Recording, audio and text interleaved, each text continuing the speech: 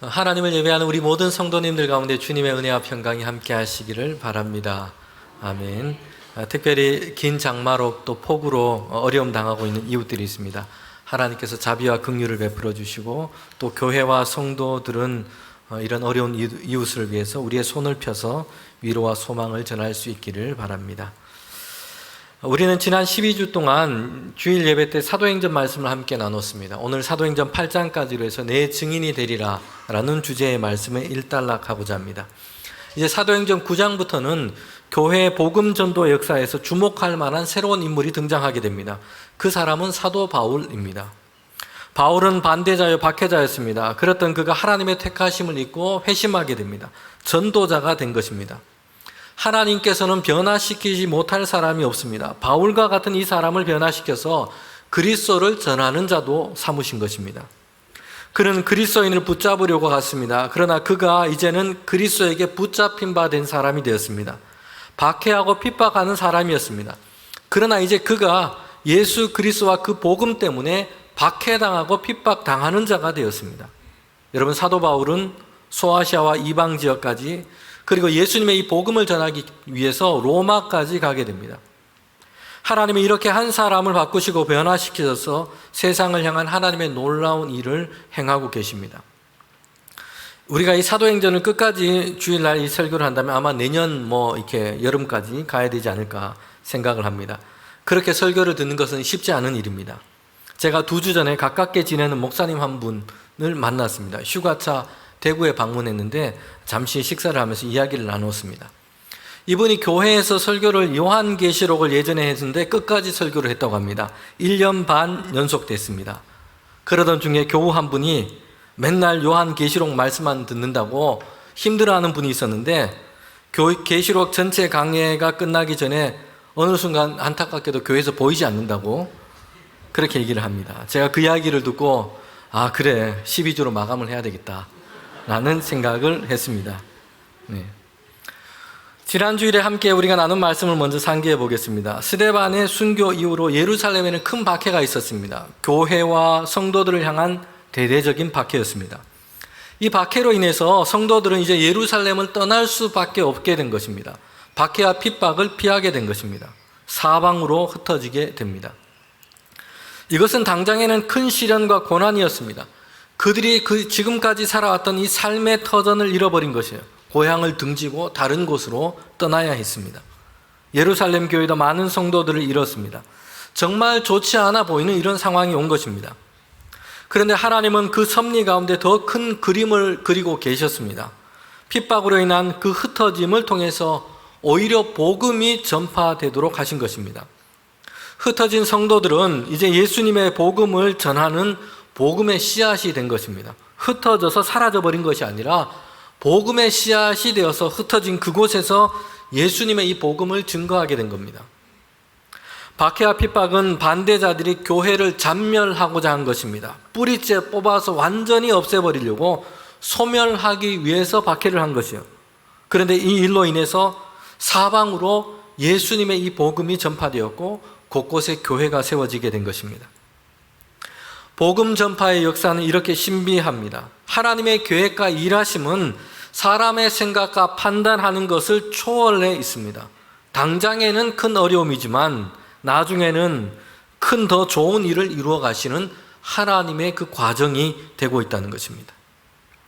예전에 뉴잉글랜드 동부 연안의 작은 마을에서 있었던 그런 일이라고 합니다. 이 동네에는 이제 어부들이 물고기를 잡아서 생계를 그렇게 유지하며 살아가는 그런 동네였습니다. 이제 남편들이 다 물고기를 잡기 위해서 배를 타고 바다로 나갔습니다. 그런데 오후가 되었는데 큰 폭풍이 몰아쳤습니다. 비바람이 치고 그리고 소나기가 쏟아지고 바다에는 거센 폭풍우, 이 바람이 불기 시작했습니다. 이제 저녁때가 되어서 돌아올 시간이 되었는데 어부들은 한 사람도 돌아오지를 못했습니다. 한밤중이 되어도 소식이 없었어요. 더군다나 설상가성으로 동네에 큰 불이 났습니다. 불은 삽시간에 이 집 저 집을 옮겨가면서 큰 불길이 치솟게 된 것입니다. 여러 집을 태우고서야 이 불은 꺼지게 됩니다. 온 동네가 한숨과 통곡으로 가득했습니다. 바다에 나간 남편들은 돌아오지 못하고 있고 살아가야 할 터전은 다 불타버린 것입니다. 이제 우리는 어떻게 살아야 하나, 이런 한숨과 통곡이었습니다. 그런데 그 밤이 지나고 아침이 올 무렵이었어요. 놀랍게도 고기를 잡으러 나갔던 그 남편들이 항구로 돌아온 겁니다. 그들은 항구에 뛰어내리면서 자신들은 눈물을 흘리며 기다리던 그 가족들을 얼싸안고 눈물을 흘리며 기뻐했습니다. 그렇게 얘기를 합니다. 하나님께서 우리의 기도를 들으셨다는 것이죠. 그들은 밤중에 폭풍우를 만나서 천지가 다 어두워졌습니다. 어디로 가야 될지 길을 잃고 말았어요. 망망대해에서 어디로 가야 할지 방향을 다 잃어버렸습니다. 그때 그들은 부르짖었어요. 하나님, 우리는 어디로 가야 할지 알지를 못합니다.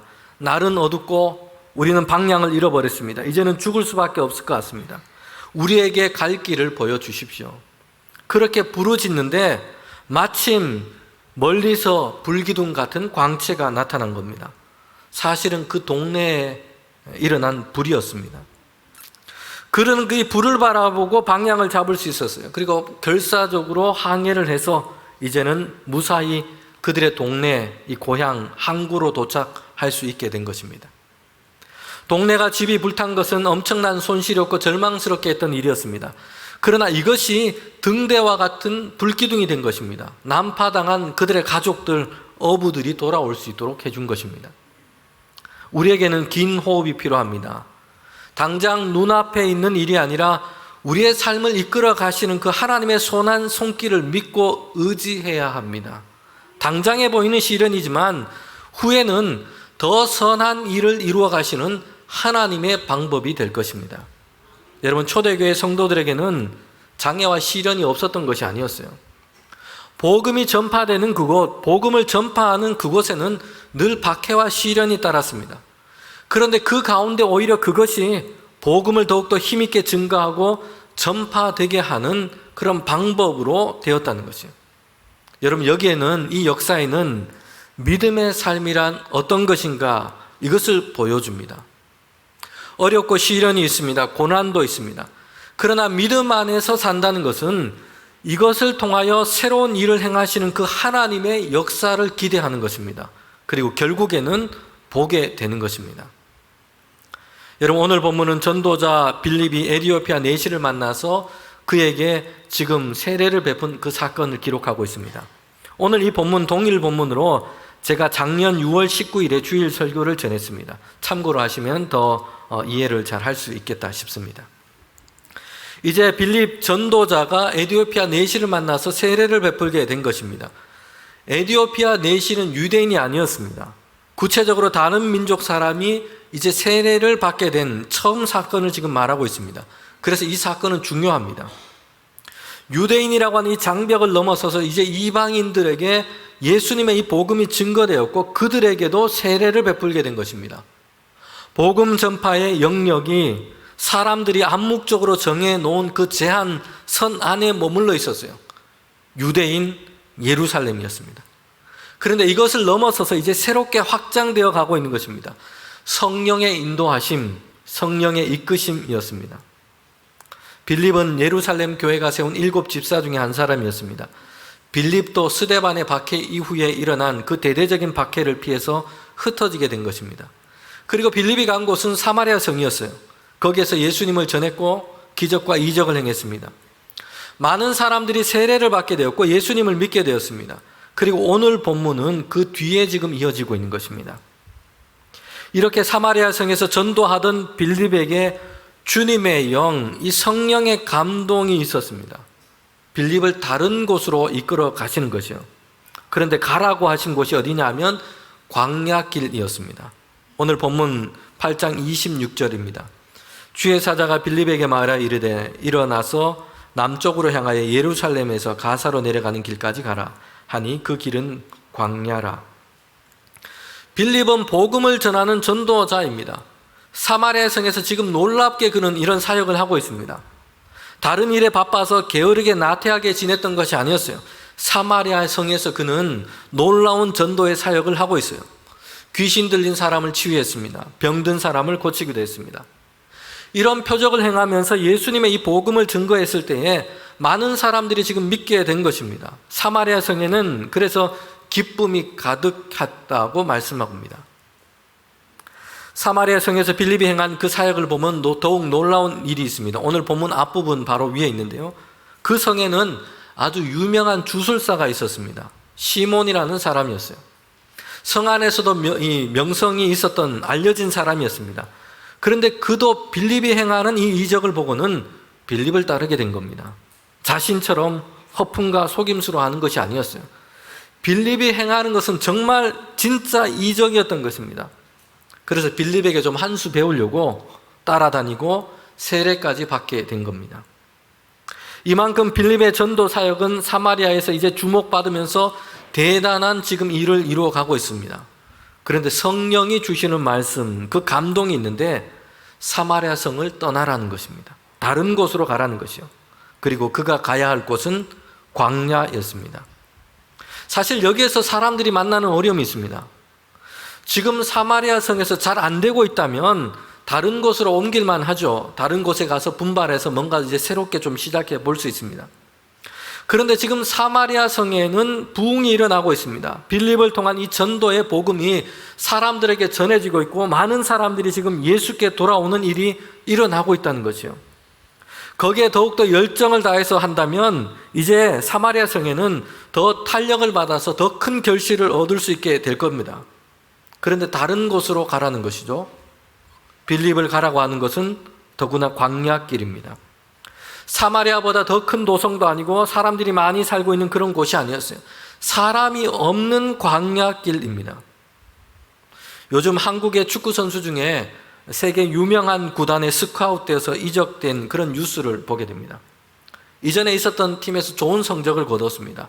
그 팀이 리그에서 우승도 했고요. 우수사 선수로 상을 받기도 했습니다. 그러다 보니 이제는 더 유명한 팀에서 다른 팀에서 아주 고액의 연봉과 이적료를 약속하고는 스카웃해서 그 팀으로 그렇게 데려간 것입니다. 만약에 빌립의 경우라면 지금 사마리아 성에서 대단한 사역을 했습니다. 거기에 머물러서 계속해서 전도 사역을 하면 좋겠지만 만약 다른 곳으로 가야 한다면 어떤 곳으로 가야 할까요? 사마리아 성에서 그렇게 놀라운 전도의 결실을 얻었으니 이제 더 큰 도성으로 하나님께서 보내시고 거기에서 더 많은 사람들을 만나게 하시고 더 많은 일을 맡기셔야 할 것이라는 생각이 듭니다. 더 많은 사람들에게 더 놀라운 일을 행해서 이제 전도 사역이 이제 빌립을 통해서 그 성, 더 큰 도성 가운데 일어나는 것, 이것이 적합하다고 생각합니다. 그러나 성령의 감동으로 주신 말씀은 전혀 예상 밖이었습니다. 이해가 될 수 없는 이야기예요. 광야길입니다. 그것도 사마리아 성에서 꽤나 멀리 떨어져 있어서 몇 날을 걸어가야 합니다. 대략 180km 거리입니다. 그것도 급하게 빌립으로 하여금 그 길을 가도록 한 것입니다. 성령의 인도하심과 하나님의 인도하심을 따르는 것은 이처럼 간단하고 쉬운 일이 아닙니다. 우리의 생각과 이해를 넘어서는 경우들이 많기 때문입니다. 그런데 하나님께서 주시는 감동이 있고 하나님의 말씀과 인도하심이 있다면 우리는 거기에 왜? 라고만 물으며 그 자리에 머물러 있어서는 안 됩니다. 네 라고 대답하고 순정하며 그것을 행할 때에 우리의 이해는 열리게 됩니다. 응답하여 그 말씀을 따를 때에 그것을 행할 때에 왜 그런 말씀을 주셨고 그렇게 인도하여 주셨는지 분명해지는 것입니다. 그래서 그럴 때에는 왜? 라는 물음을 더 이상 묻지 않아도 되는 것입니다. 사도행전에 기록된 복음 전도의 역사는 성령의 감동과 인도하심에 왜? 라고 묻지 않고 네 라고 대답한 사람들을 통해서 이루어진 것입니다. 성령의 충만함을 받았고 이제 그 성령이 주시는 감동과 말씀을 따랐던 사람인 것입니다. 사도행전 후반부는 사도 바울이 전도 사역을 하는 그 일을 기록하고 있습니다. 바울은 열정적인 사람이었어요. 예수를 믿기 전에도 열정적으로 예수 믿는 사람을 박해했고요. 나중에 예수를 믿은 후에는 이제 열정적으로 예수님의 이 복음을 증거했던 사람이었습니다. 그런 바울이 사도행전 전체를 보면 3번에 걸쳐서 전도 여행을 하게 됩니다. 그런데 우리가 성경을 보면 그의 생애 전체를 봤을 때는 3번이 아니라 4번 또는 5번에 걸쳐서 선교 여행, 전도 여행을 한 것으로 볼 수 있습니다. 사도행전의 마지막에는 3차 전도 여행 끝에 그가 이제 로마로 죄수의 신분으로 그렇게 가는 것으로 끝을 맺고 있습니다. 그런데 바울이 로마의 감옥에 갇혀 있다가 자유의 몸이 잠시 됩니다. 그때에도 바울은 전도 여행을 한 것이에요. 이 시기를 배경으로 한 것이 신약 성경에 있는 디도서, 디모데 전후서와 같은 서신서들입니다. 그런데 바울이 2차 전도 여행 중에 있었던 일입니다. 사도행전 16장에 기록되어 있습니다. 바울은 전도 여행 그 계획을 가지고 있었습니다. 소아시아 지역을 전도하다가 이제 더 북방으로 올라가서 소아시아 지역에 있는 가장 북쪽인 비두니아라고 하는 지역에 올라가서 전도를 하려고 한 것입니다. 바울의 전도 계획이었어요. 그런데 이런 바울의 전도 계획, 그 길이 잘 열리지 않은 것입니다. 무슨 이유인지 비두니아로 가는 그 지역, 그 전도의 일들이 제대로 순탄하게 잘 열리지 않은 겁니다. 바울은 이 일을 무리하게 고집하지 않았습니다. 성령의 인도와 감동이 다른 곳에 있다는 것을 그는 알게 됩니다. 밤에 꿈을 꾸는데 환상 중에 마케도니아 사람이 그에게 나오셔서 이제 자신에게로 와서 복음을 전해달라고 한 것입니다. 하나님께서 바울과 그의 일행을 그렇게 이끌어 가시는 것입니다. 바울의 자신의 계획과 생각을 내려놓고 바울은 그의 일행과 함께 마케도니아로 그렇게 건너가게 됩니다. 여러분, 그리고 이 바울의 이 전도 여행을 통해서 마케도니아로 걸어간 이 바울의 선교를 통해서 유럽을 향한 복음 전도의 길이 시작이 된 것입니다. 빌립보, 고린도, 아테네, 그리고 후에는 로마에까지 이어지게 된 것입니다. 마케도니아 지역으로 가는 것은 바울 자신의 계획과는 전혀 달랐습니다. 생각 밖의 일이었어요. 그런데 성령의 감동과 인도하심이라는 것을 알았을 때에 바울은 왜라고 묻지 않고 네라고 대답한 것입니다. 이것을 따를 때에 하나님의 선교 계획이 바울을 통해서 이루어지고 있는 것입니다. 성령의 감동과 하나님의 말씀을 따라서 사는 것, 여기에서 우리가 경계해야 할 것이 있습니다. 그것은 선택적인 순종입니다. 따르기는 하지만 내 의견과 내 생각에 맞고 동의가 되면 따릅니다. 그러나 그렇지 않으면 거절하는 것입니다. 내 생각을 기준으로 해서 선택적인 순종을 하는 것입니다. 이 빌립은 광야길로 가라는 성령의 감동하심을 따랐습니다. 큰 도시, 좋은 곳으로 가라는 말씀을 따르고 순종하는 것뿐만 아니라 광야길로 가라라고 하는 이 말씀에도 그는 순종한 것입니다. 거절하지 않은 것이요. 선택적인 순종을 하지 않고 온전한 순종을 한 것입니다.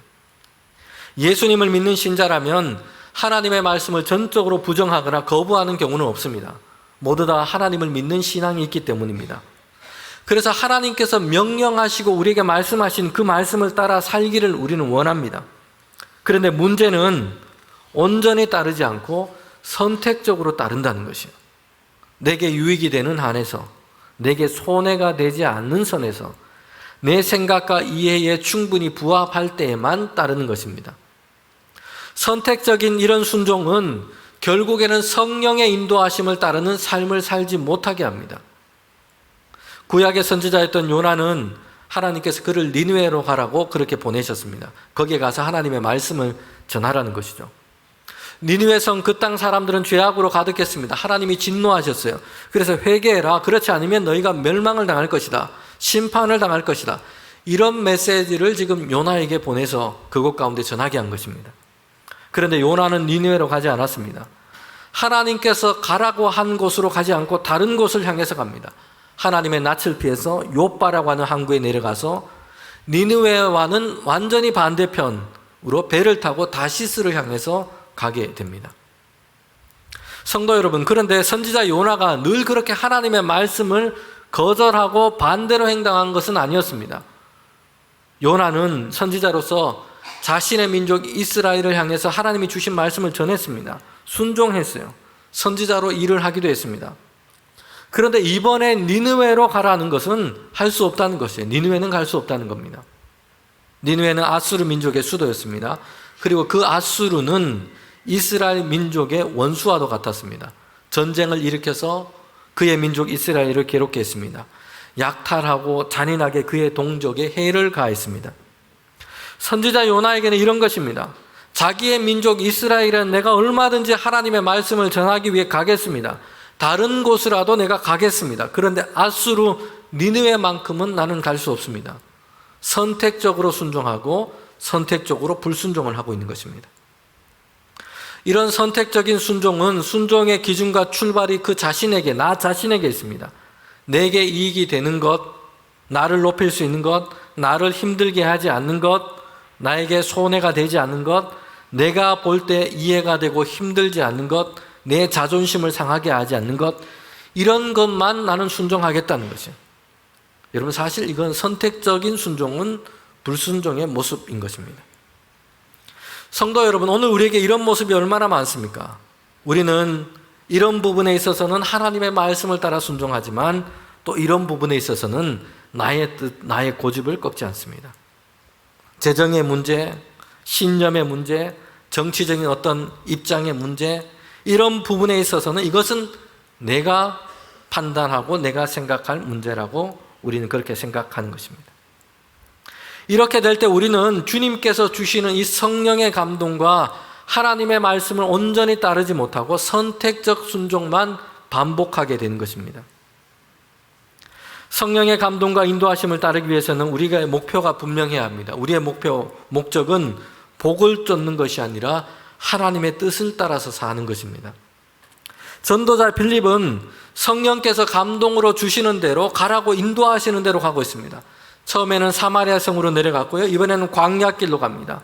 에디오피아 내시를 만났고 세례를 주고 이번에는 아소도로 가게 됩니다. 그리고 또 다른 곳으로 이동하게 됩니다. 빌립은 더 좋은 삶의 환경과 조건, 안락한 삶이 보장되는 이런 곳을 쫓아다니지 않았습니다. 자신이 더 주목받고 칭찬받을 수 있는 그런 곳을 지금 생각하고 있지 않습니다. 빌립은 성령께서 이끄시는 대로 가고 있습니다. 성령께서 가라고 하시는 보내는 곳을 향해 갔습니다. 그리고 거기에서 전도자로 예수님과 하나님의 구원의 역사를 전하고 있는 겁니다. 우리 자신이 생각하는 복을 쫓는 것을 목표로 살아간다면 우리는 성령의 인도하심을 분별하기 어렵습니다. 성령의 인도하심을 따라 살기 어렵습니다. 아브라함에게 하나님은 복을 약속하셨습니다. 그러면서 그에게 주신 말씀이 있습니다. 본토 친척 아비 집을 떠나서 내가 지시할 땅으로 가라. 그러면 내가 너로 복의 근원이 되게 할 것이다. 여러분, 성경을 보면 아브라함이 그때에 복을 쫓아서 간 것이 아니라 성경에 보면 아브라함에 대해서 이렇게 얘기합니다. 하나님의 말씀을 따라 갔더니 라고 얘기하고 있어요. 그럴 때 그는 하나님이 약속하신 복의 근원이 되었습니다. 모든 민족이 너로 복을 받을 것이다. 그 은혜를 아브라함이 얻게 된 것입니다. 아브라함이 쫓은 것은 복을 쫓은 것이 아니었어요. 하나님의 말씀을 따라갔더니 그것이 복이 된 것입니다. 복을 쫓으면, 복을 목표로 해서 그것을 쫓으며 살면 우리의 욕심을 따르는 기복이 되고 맙니다. 그러나 하나님의 말씀을 따르면 하나님이 이루시는 축복을 얻는 것입니다. 여러분, 오늘 전도자 빌립이 성령의 이끄심 따라서 성령이 감동을 주시는 것 따라서 광야길로 가게 되는데요. 그것도 멀리 가고 길도 좋지 않은데 그렇게 급하게 그곳을 향해 가게 됩니다. 도성이라면 거주하는 사람이 있습니다. 거기 가면 만날 수 있는 사람이 있어요. 그런데 길이란 그런 것이 아니에요. 광야길이란 더욱 그렇습니다. 지나가는 사람이 있기도 하지만 때로는 사람이 없기도 합니다. 그런데 빌립은 성령께서 그에게 주시는 감동대로, 말씀대로 광야길로 갔습니다. 그러자 거기서 어떤 일이 있었습니까? 사도행전 8장 27절 28절입니다. 일어나서 가서 보니 에디오피아 사람 곧 에디오피아 여왕 간다게의 모든 국고를 맡은 관리인 네시가 예배하러 예루살렘에 왔다가 돌아가는데 수레를 타고 선지자 이사야의 글을 읽더라. 여러분, 빌립이 가기 전에는 몰랐어요. 그런데 가서 보니 알게 된 것입니다. 아, 하나님께서 이래서 나를 여기에 보내셨구나. 하나님은 이유 없이 목적 없이 빌립을 보내지 않으세요. 거기에 남쪽 끝으로 가서 광야길까지 가게 했습니다. 거기에는 이유가 있었습니다. 가서 보니 빌립이 사명으로 감당해야 할 일이 예비되어 있었습니다. 가기 전에는 몰랐습니다. 그러나 하나님의 말씀을 따라서 거기에 갔더니 빌립을 거기 급하게 가도록 하신 그 하나님의 뜻을 따라 거기에 갔더니 아, 이래서 하나님께서 나를 여기 보내셨구나 알게 된 것입니다. 에티오피아에서 국거를 맡은 이 사람이 예루살렘을 방문하고 이제 돌아가는 길이었습니다. 그의 손에는 두루마리로 된 거대한 책이 들려 있습니다. 이사야에서의 말씀을 이 내시는 낭독하고 있었습니다. 그는 이방인이었습니다. 그러나 하나님을 믿는 신앙이 있었습니다. 예루살렘에 왔고 성전을 다녀왔습니다. 경건했고 열심히 있는 사람이었어요. 그런데도 그는 안개에 둘러싸인 것처럼 신앙적으로는 여전히 의문에 둘러싸여 있습니다. 그래서 마차에 앉아서 술에 앉아서 글을 읽고 있는데 이사야서의 말씀을 읽고 있습니다. 이사야서 말씀 중에서 오늘 우리가 성경으로 봤을 때는 이사야 53장에 해당되는 이 말씀을 그가 읽고 있다는 것입니다. 구약 선지서 중에서도 이사야는 장차 오실 그 예수 그리스도에 대해서 가장 직접적으로 예고한 말씀이에요. 더군다나 53장 이 말씀은 고난받는 메시아, 고난받는 하나님의 종, 예수 그리스도의 순환에 대해서 말씀하고 있는 이 본문이었던 겁니다. 성령께서 빌립을 이끄셨는데 광야로 가보니 지금 이 사람이 이사야에 기록된 메시아에 대한 말씀을 읽고 있었던 겁니다. 빌립은 다시 성령이 주시는 그 마음으로 수레에 올랐습니다. 그리고 묻습니다. 읽는 것을 깨닫습니까? 그러자 이렇게 대답합니다. 지도해 주는 사람이 없으니 내가 어떻게 깨달을 수 있겠습니까? 이사야의 이 예언의 말씀을 읽고 낭독하면서도 에티오피아 이 사람은 답답했던 것이요. 무엇을 말씀하시는지 명확하게 깨닫지를 못했던 것입니다. 지도해 주는 사람, 가르쳐 줄 사람이 그에게 필요했습니다. 여러분, 하나님은 이를 위해서 빌립을 급하게 보내신 겁니다. 빌립은 이 이사야의 말씀을 통해서 이제 예수 그리스도를 증거하기 시작합니다. 하나님께서 보내신 그 메시아는 고난받는 종의 모습으로 구원을 이루실 것입니다. 도살장에 끌려가는 어린 양의 그 모습으로 우리의 죄를 감당하실 것입니다. 그런데 이 메시아가 바로 하나님의 아들 예수 그리스도입니다. 그는 십자가에서 고난을 당하여 죽으셨으나 하나님의 능력과 영광 가운데 부활하시고 승천하셨습니다. 여러분, 이 에티오피아 내시가 완전히 새롭게 눈을 뜨게 된 겁니다. 의문이 풀리고 예수 그리스도를 믿고 거기서 세례를 받게 된 것입니다.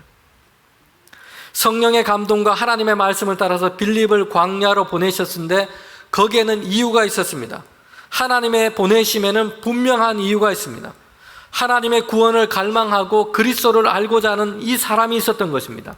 성전을 찾기도 하고 성경을 읽기도 했지만 여전히 의문 가운데 놓여 있었습니다. 이 사람이 예수 그리스도의 이 복음을 들어야 하고 예수 그리스도를 믿어야 하고 하나님의 구원하심의 은혜를 얻어야 했기 때문입니다. 성도 여러분, 성령으로 주시는 하나님의 감동과 인도하심은 우리도 이제 누군가에게 빌립이 되어야 한다는 것입니다. 우리는 누군가에게 반드시 빌립이 되어야 합니다. 하나님의 구원하심과 그 은혜의 역사는 우리에게서만 끝나서는 안 되기 때문입니다. 성령의 감동과 인도하심 통해서 우리는 믿음 안에서 이제는 그리스도의 복음이 증거되는 통로로 하나님께서 우리를 쓰시는 것입니다. 오늘 이 말씀을 기억할 때에 성령이 주시는 감동과 그 은혜 가운데 날마다 선택적인 순종이 아니라 온전한 믿음의 순종을 이루어가는 우리 모두가 되기를 주님의 이름으로 축복합니다. 함께 기도드리겠습니다.